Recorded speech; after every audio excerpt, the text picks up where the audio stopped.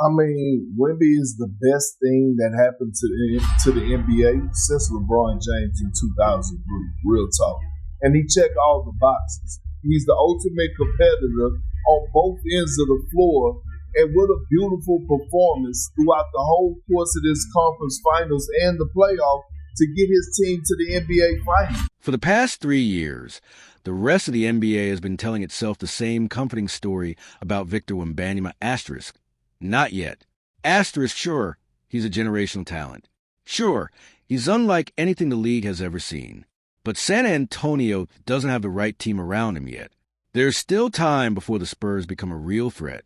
Well, that time is gone. The San Antonio Spurs just marched into Oklahoma City and eliminated the defending champions in a dramatic Game 7. On their own home court, the future didn't wait for an invitation. It arrived early, and it arrived fully loaded. And the most terrifying part of the Spurs team might not even be the 7'5" phenomenon dominating the paint. It's the players surrounding him. Every single one of them understands their role, embraces it, and executes it to perfection. This isn't just a team with a superstar. Took it away. They want the double dribble, not called. Hartenstein blocked by Cornette. Oh, Cornette goes up and stops. Video is really about. Not another Victor Wembanyama highlight compilation. You already have dozens of those flooding your feed. Instead, we're breaking down the Spurs roster from top to bottom, piece by piece. Because the real reason San Antonio has become the NBA's newest nightmare isn't just Victor Wembanyama. It's everyone around him. The guards who make Wemby easy to play with. The shooters who turn every double team into a dangerous gamble. The role players who quietly dominate the 6-minute stretches that most fans never even notice. Everyone is focused on the Wembanyama story. What far fewer people are talking about is how San Antonio quietly built a complete basketball machine. One where every piece complements the next, creating a system that's far greater than the sum of its parts. And they proved it in the loudest way possible. They eliminated the defending champions in a 7-game series, and they did it without needing their superstar to unleash a legendary 40-point masterpiece to close the door. Before anyone rushes to the comments saying Oklahoma City was injured or that San Antonio simply got hot at the right moment, save it. The Spurs defeated the Thunder 8 times in 12 meetings this season. Regular season, playoffs, home, away. It didn't matter. That a matchup the reigning champions spent an entire year trying and failing to solve. In one road game against the defending champs, Wembanyama scored just 22 points. And the Spurs still won comfortably. Right now, that stat probably sounds unbelievable. By the end of this video, it'll make perfect sense. Let's get into it. But first, we have to start with Wemby, because everything this team does revolves around him. And honestly, that's not even an exaggeration. When people talk about Wembanyama, they usually start with the numbers, and that's completely fair. For a 22-year-old, they're absurd. During the regular season, he averaged 25 points, 11 rebounds, and 3 blocks per game. In the playoffs, he followed that up with 23 points, 11 rebounds, and 5 blocks a night. He also led the entire postseason in total rebounds and total blocks. A center leading the playoffs in rebounds? Nobody was surprised by that. A center leading the playoffs in blocks? Even less surprising. On 4. Wemby's going to pull a deep 3. Oh, my goodness. But here's the thing. There isn't a single stat on the box score that truly captures what Victor Wembanyama does to a basketball game. Not one. You can stare at the numbers all day, and they'll never tell the full story. To understand it, you have to watch him. A few weeks ago, someone in my comments used a phrase that perfectly described his impact. Gravitational repulsion, asterisk, and honestly, I haven't been able to stop thinking about it since. Because defensively, that's exactly what's happening. The moment when Wembanyama steps on the floor, opposing offenses begin treating the paint like it's radioactive. They swing the ball around the perimeter. They drive away from him. They settle for tougher shots. Anything to avoid challenging him at the rim. Without even moving, he bends entire offensive game plans away from the basket. That's how much influence he has. Then the moment San Antonio gets the ball, everything flips. On offense, Wembanyama becomes a gravitational force of a completely different kind. He's a black hole. Defenders get pulled toward him from every direction. The double team arrives. Help defenders rotate. Every eye on the court locks onto the 7'5" giant. And that's exactly when the Spurs become most dangerous. The shooter standing alone in the corner. The cutter sneaking behind the defense. The guard attacking an empty lane. All of them are benefiting from the same thing. The defense is too busy worrying about Wembanyama to do its actual job. That's what truly destroys opponents.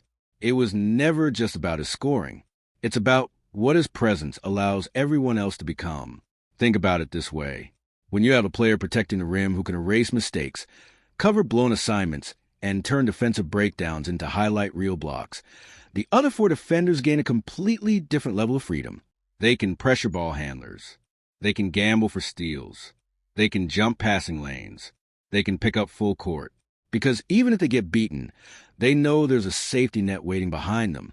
Victor Wembanyama gives the entire Spurs defense permission to play aggressively. That's his real superpower. And history shows just how rare that kind of impact truly is. Through his first 16 playoff games, Wembanyama accumulated 372 points, 176 rebounds, and 59 blocks. The only other players to post numbers in that territory that early in their playoff careers were David Robinson and Hakeem Olajuwon. Think about that for a second. 2 all-time great centers, 2 Hall of Famers, and now a 22-year-old has placed his name right beside them. So yes, Wembanyama is the foundation of everything San Antonio does. But championships aren't won by foundations alone. They're won by what you build on top of them. And what the Spurs have built around Wembanyama is where this story starts becoming genuinely scary. Because before opponents can even focus on stopping the big man, they have to solve another problem first. Who's stopping the guards? And San Antonio has 3 different answers to that question. Let's start with the most important one.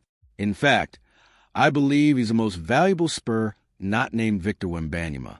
Stephon Castle. Castle is the engine that keeps this entire machine running.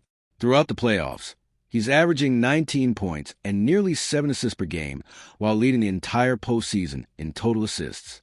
But the numbers only tell half the story. What makes Castle special is how perfectly he complements Wembanyama. He's the ideal Robin to Wemby's Batman. While orchestrating the offense on one end, he was also tasked with the toughest defensive assignment in basketball, guarding 2-time MVP Shai Gilgeous-Alexander. And he didn't just survive the challenge.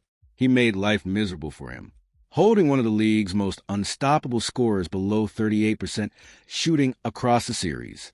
Think about what that means. You got a young guard running the offense like a veteran floor general on one end, and spending the other and slowing down one of the best players on the planet. That's not a role player. That's a future star. Then you got De'Aaron Fox.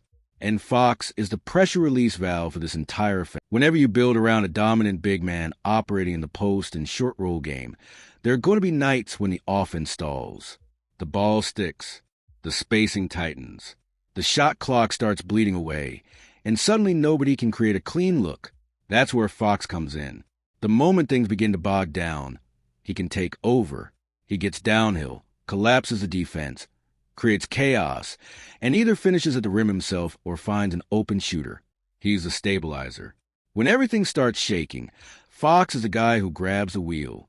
And if you want proof of how valuable that is, look no further than the Oklahoma City series. Fox missed the first 2 games. In those games, Stephon Castle, despite all his talent, committed 20 turnovers. Without Fox, the burden of creating offense fell entirely on Castle's shoulders. That's a massive responsibility for a young guard facing a championship-caliber defense. Then Fox returned. Over the next 5 games, Castle's turnover total dropped to just 12. That's exactly what a true secondary creator does. He makes everyone else's job easier. And then there's the player who almost feels unfair, Dylan Harper. In Game 1 against the defending champions, Harper exploded for 24 points, 11 rebounds, 6 assists, and 7 steals. Let that sink in. Since steals became an official statistic in the 1970s, only one other rookie has ever recorded a playoff game with at least 20 points, 10 rebounds, 5 assists, and 5 steals. His name? Magic Johnson. That's the company Harper entered with that performance. He's a downhill attacker, a relentless defensive disruptor, and somehow he's only the third guard in San Antonio. Now the entire picture starts to come into focus. The math is broken.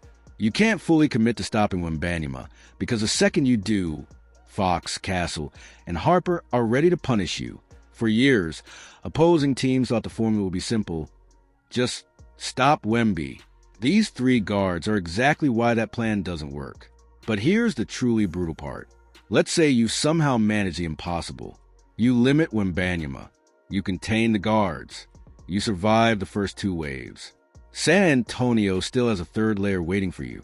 And it's a layer most teams underestimate, right until it buries them. Every defense eventually faces the same dilemma. You can't guard all five players. Someone has to be left open. The question is always, who are you willing to live with shooting? Against the Spurs, that's where teams make their fatal mistake, because there isn't a safe answer. Take Julian Champagny.